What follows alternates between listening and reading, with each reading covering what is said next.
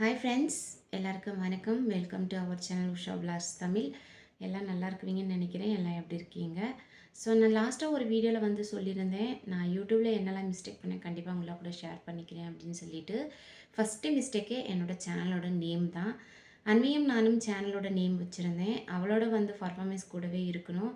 அவள் சில டைம் வருவா, சில டைம் வர முடியாது. அவள் படிக்கிற பிள்ளைங்கிறதுனால படிக்க வேண்டிய சுச்சுவேஷன்லாம் இருக்கும். அப்பப்போ அவளை கூப்பிட்டு எதனா பண்ண வேண்டியனா அவளை வச்சுட்டு ஒரு சர்க்கஸ் பண்ண வேண்டியதாக இருக்கும். அது ரொம்ப கஷ்டமாக இருந்துச்சு. சரி, அவள் வேண்டான்னு சொல்லி ஸ்கிப் பண்ணிட்டேன். அதுக்கப்புறம் நான் ஒண்டியே தான் வீடியோ எடுத்து போட்டுட்ருந்தேன். வீடியோ எடுக்கவே கொஞ்சம் கஷ்டமாக தான் இருந்துச்சு. ஏன்னா என்கிட்ட ட்ரைபாட் அந்த மாதிரியெல்லாம் எதுவுமே கிடையாது. அதுக்கப்புறமா தான் ஒரு ஸ்டாண்ட் வாங்கினேன். அப்புறமா வந்து உஷா விலாக்ஸ் தமிழ்னு நேம் சேஞ்ச் பண்ணியிருந்தேன். ஸோ அந்த நேமும் வந்து கரெக்டாக எனக்கு பொருத்தமானது இல்லைன்னு அதுக்கப்புறமா தான் தெரிஞ்சு வந்துச்சு. விலாக்ஸ்னால் நிறைய வெளியில் போகிறது, அப்புறம் வீட்டில் வேறு வேலை பார்க்குறது, அந்த மாதிரி எல்லாம் எடுத்து போடணும். நான் வந்து குக்கிங்கில் கொஞ்சம் வியூஸ் போச்சுன்றதுனால குக்கிங்கே ஃபோக்கஸ் பண்ணி போட்டுட்ருந்தேன். அதுக்கு வந்து நேம் வந்து உஷா கிச்சன்ஸ், இல்லை உஷா குக்கிங்ஸ், உஷா சமையல், அந்த மாதிரி எதுனா நேம் வச்சுருந்தா கொஞ்சம் வந்து சீக்கிரம் ரீச் ஆகிருக்கும்னு நினைக்கிறேன். அது வந்து 3வது மிஸ்டேக்காக நினைக்கிறேன்.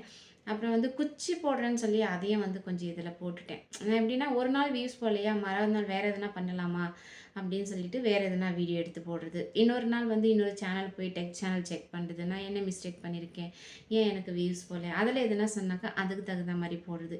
இப்படியே குழம்பி குழம்பி நிறைய மிஸ்டேக் பண்ணியிருந்தேன். கண்டிப்பாக இந்தமாரி மிஸ்டேக்கெல்லாம் பண்ணாதீங்க. தெரிஞ்சிக்க வேண்டிய முக்கியமான சில விஷயம் சொல்கிறேன். வீடியோ ஓப்பன் பண்ணுறதுக்கு முன்னாலே ஃபஸ்ட்டு வந்து நம்ம மைண்டை செட் பண்ணிக்கணும். நம்ம இதுதான் வீடியோ போட போகிறோம் அப்படின்னு சொல்லிட்டு. குக்கிங் போடுறீங்களா குக்கிங், இல்லை கோலம் போடுறோமா கோலம், இல்லை வந்து சாரீ கட்டி காமிக்கிறோமா சாரீ, அந்த மாதிரி வந்து நம்ம சூஸ் பண்ணிக்கணும். நம்ம செய்யக்கூடிய வேலை என்ன இதில் அப்படின்னு சொல்லிட்டு அதுக்கு தகுந்த மாதிரி நேமும் வைக்கணும். எஜுகேஷன் சம்மந்தமான அதுக்கு தனியாக கேட்டகரி ஆடியன்ஸ் இருக்குவாங்க. குக்கிங்னா குக்கிங் பார்க்குறதுக்கு மாத்திரம் ஒரு ஆடியன்ஸ் இருக்குவாங்க.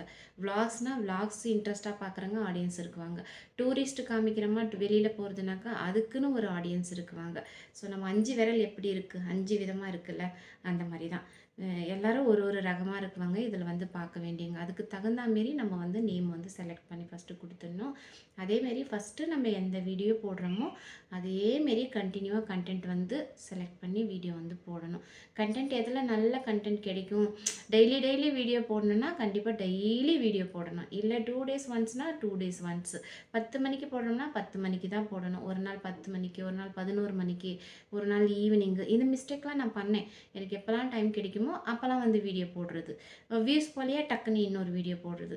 ஸோ இந்தமாரி எல்லாம் எதுவுமே பண்ணக்கூடாது. வியூஸ் போலையா பரவாயில்ல, வெயிட் பண்ணலாம். நான் இன்றைக்கி போகலன்னா கூட 4 நாள் விட்டு அந்த வீடியோ எடுத்து பாருங்கள், வியூஸ் போயிருக்கும்.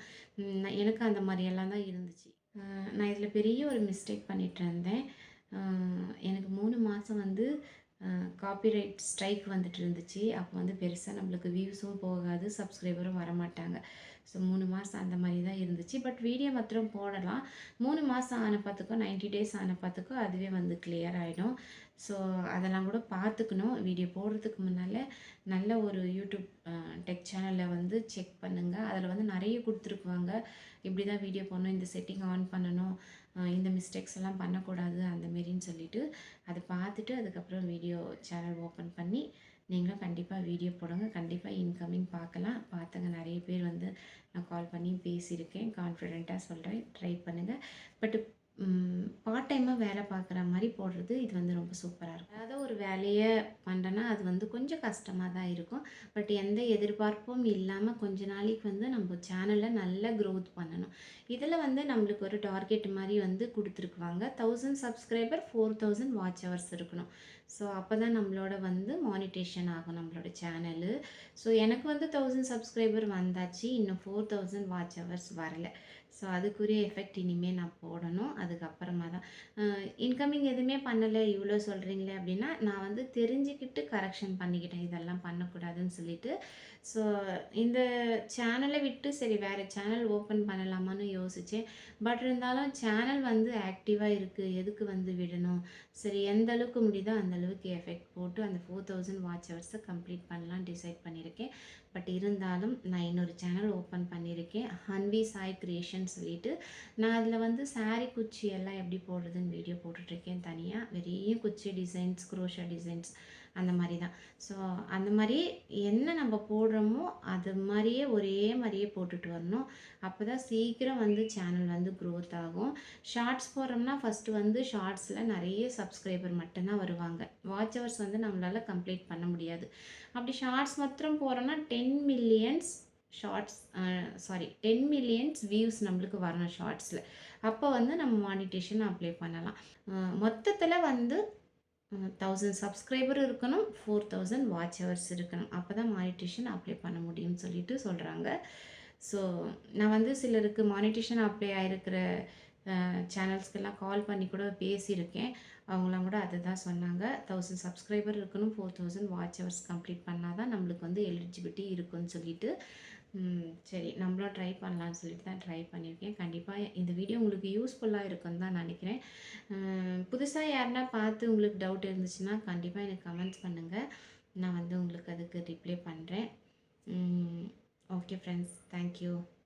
ஸோ என்னோட வீடியோல நீ பார்த்துருக்கிறவங்களுக்கு எந்த மாரி நான் வீடியோ போட்டா உங்களுக்கு பிடிச்சிருக்குன்னு இருந்தாலும், அதையும் வந்து எனக்கு கமெண்ட் பண்ணுங்க. Okay friends. Bye. Thank you.